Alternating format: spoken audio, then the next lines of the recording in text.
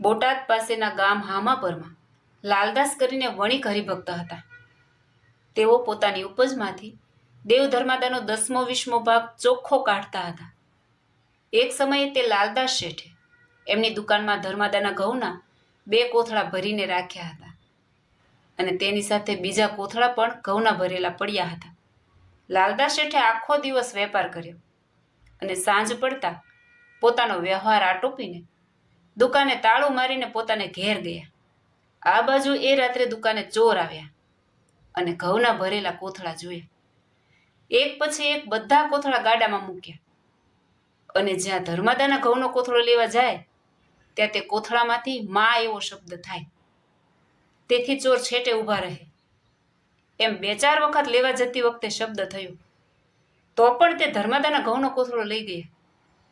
તે વખતે પોતાના ભક્તની રક્ષા કરવા સારું તે ચોરની સ્ત્રીને શ્રીજી મહારાજે જઈને દર્શન દીધા અને કહ્યું, જે અમારા હરિભક્ત લાલદાસ શેઠે અમારા થાળના ધર્માદા સારું ઘઉં રાખેલા, એ તારો ધણી ચોરી કરીને લાવે છે.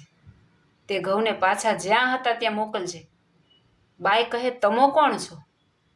ત્યારે શ્રીજી મહારાજ કહે, હું સ્વામિનારાયણ છું.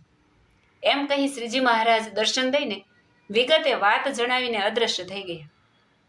પછી જ્યારે ચોર ઘેરે આવ્યો ત્યારે તેની સ્ત્રી એને કહેવા લાગી, જે આ તો સ્વામિનારાયણના ઘઉં છે, તે શા માટે લાવ્યા? કોથળા પાછા મેલી આવું, તે વિના હું રોટલા નહીં ગળું અને ખાઈશ પણ નહીં.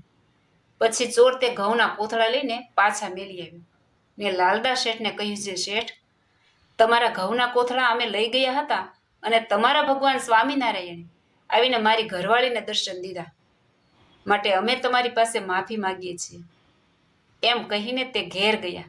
લાલદાસ શેઠ તો શ્રીહરિના પળ પળ પ્રતિપાળપણાને વંદી રહ્યા અને બીજે દિવસે તુરંત જ ગાડું કરીને તે ધર્માદાના ઘઉંના કોથળા લઈને ગઢપુર આવીને મંદિરના કોઠારમાં નાખી ગયા. આશા રાખું છું કે આ ચરિત્ર સાંભળવા આપને પણ ખૂબ ગમ્યું હશે. વિશેષ આવી વાતો સાંભળવા માટે હિન્દુ ગોડ લાઈફ ચેનલને સબસ્ક્રાઈબ ના કરી હોય તો સબસ્ક્રાઈબ કરજો અને જો આ વિડીયો ગમ્યો હોય તો લાઈક કરજો. જય સ્વામિનારાયણ.